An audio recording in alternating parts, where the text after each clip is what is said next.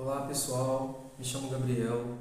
Gostaria de conversar um pouco com vocês sobre o diálogo. Eu ando refletindo bastante sobre a importância do diálogo e gostaria de apresentar algumas informações para vocês, para a gente conversar um pouco. Eu fiz umas anotações e eu vou ler primeiro a anotação e depois a gente discute um pouquinho sobre essas informações. Diálogo. Diálogo vem do verbo dialogar.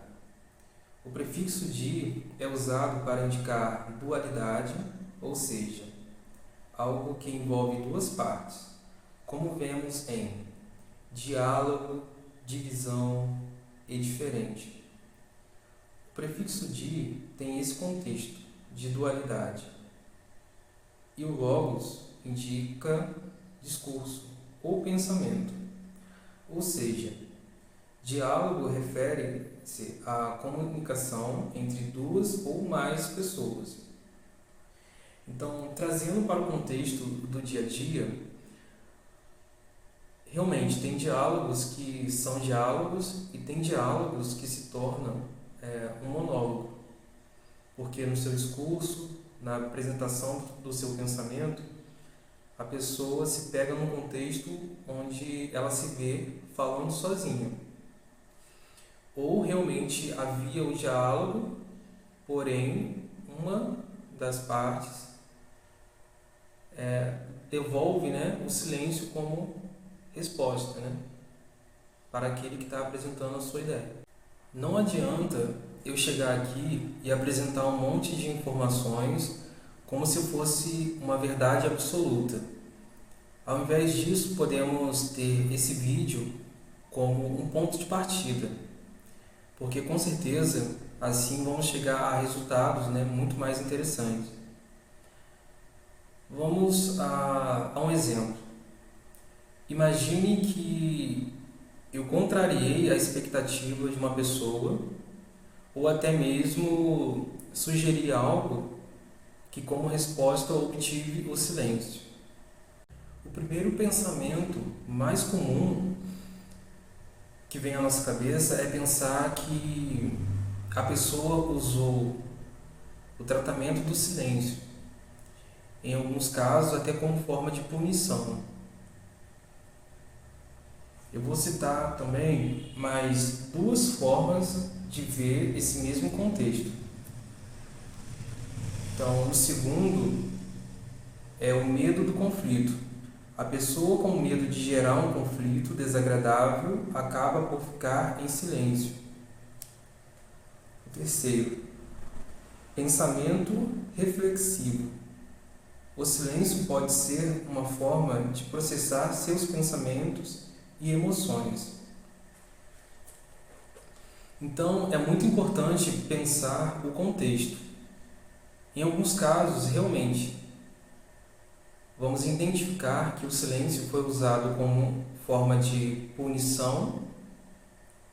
Às vezes, vai se apresentar como forma de demonstrar que não gostou do contexto que foi apresentado para a pessoa.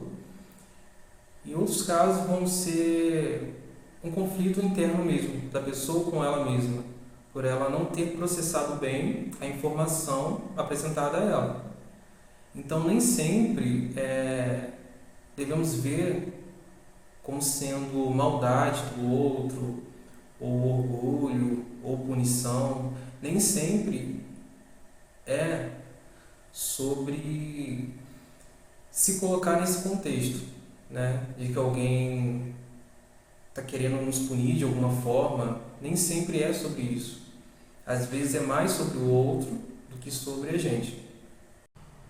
Então, para a gente finalizar, é muito importante pensar o real motivo que gerou essa ação, esse comportamento. Porque muitas das vezes esse comportamento revela uma característica de algo que está disfuncional. Às vezes pensamos que o silêncio de fato é a melhor resposta, até um certo ponto, até um certo momento, podemos sim, né, ver o silêncio como uma ótima resposta, né, dependendo do contexto. E às vezes precisamos refletir de uma forma mais profunda para chegar a resultados mais interessantes, porque às vezes silêncio pode ter um fundo, né, mais delicado, né, dependendo do histórico que a pessoa, né, vivenciou ao longo da sua vida, como o contexto familiar, as relações, a forma que ela se sente diante do outro, a forma que ela se sente diante, né, da sociedade. Então, tudo influencia, né, no final.